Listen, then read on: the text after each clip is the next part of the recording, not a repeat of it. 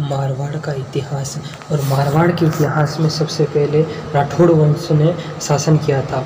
अब राजस्थान का मैप देखते हैं तो इसमें सबसे ऊपर जो है वो योध्य प्रदेश हमें देखने को मिलता है, और इधर शेखावटी चूरू सीकर झुंझुनू में शेखावटी प्रदेश कहते हैं। तो जो जयपुर का क्षेत्र है उसे ढूंढार प्रदेश कहा जाता है, और बीच का जो अजमेर का क्षेत्र है उसे हम सपा अध्यक्ष कहते हैं। सपा अध्यक्ष का मतलब होता है 1.25 लाख का गाँवों का समूह जो होता है वो सपा अध्यक्ष कहलाता है। और जोधपुर बीकानेर का क्षेत्र जो है उसे हम मारवाड़ के नाम से जानते हैं। और इधर हाड़ौती जो क्षेत्र है इसमें कोटा बूंदी बारा इसमें हाड़ौती क्षेत्र में आते हैं। तो मेवाड़ में तो उदयपुर, मेवाड़ में कौन सा जिला, उदयपुर, चित्तौड़गढ़, ये सब मेवाड़ में आते हैं।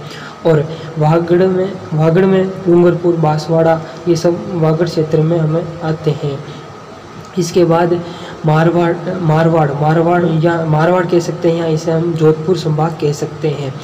मारवाड़ में राठौड़ों का शासन था। किसका शासन था? राठौड़ों का शासन था। और इस राठौड़ों का शासन था तो इसकी कितनी पीढ़ी, एक जोधपुर थी, एक बीकानेर थी और एक किशनगढ़ थी।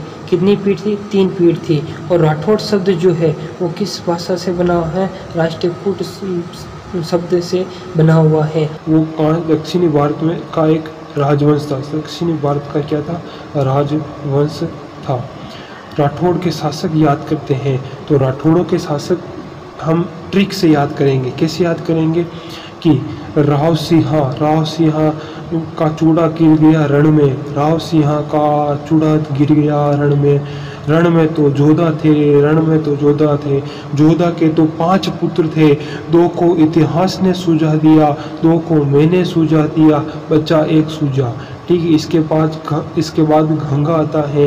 गंगा से याद करेंगे गंगा में क्या गिर गया? माल। गंगा में माल गिर जाता है।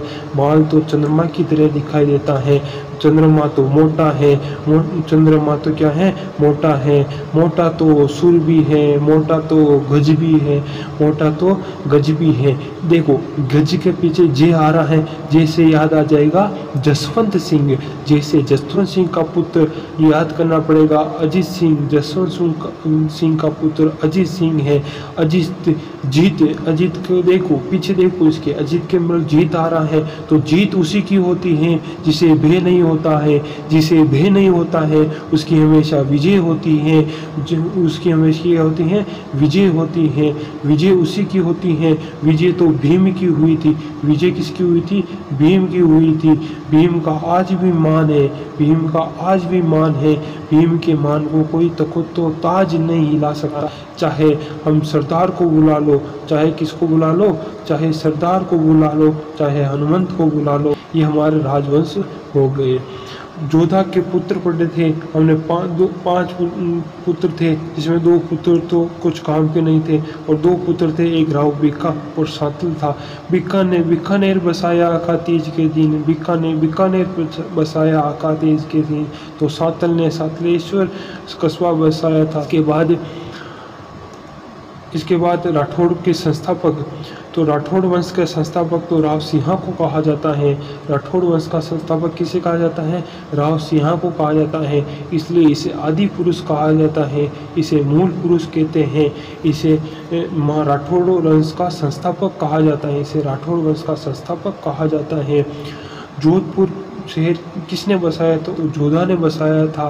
13 मई 1459 को बसाया था। जोधपुर शहर की स्थापना किसने की? तो जोधपुर शहर की स्थापना तो जोधा ने की थी।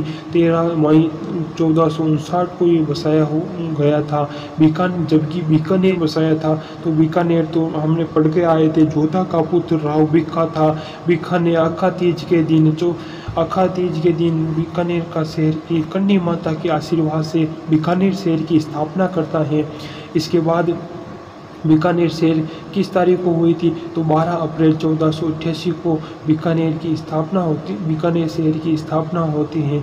राव सातल ने सातलेश्वर कस्बा बसाया था। या खानवा के युद्ध में राणा सांगा की सहायता।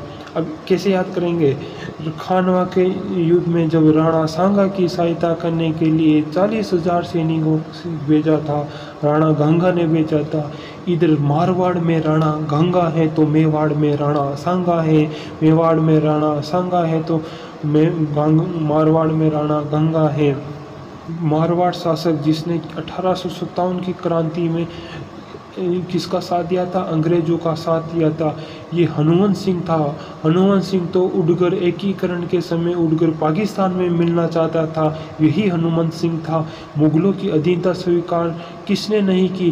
तो मुगलों की अधीनता स्वीकार न करने वाला शासक मारवाड़ का शासक तो चंद्रसेन है, और मुगलों की अधीनता स्वीकार करने वाला पहला शासक मोटा राजा उदय सिंह। मोटा राजा उदय सिंह। जसवंत सिंह राठौड़ का पुत्र तो अजीत सिंह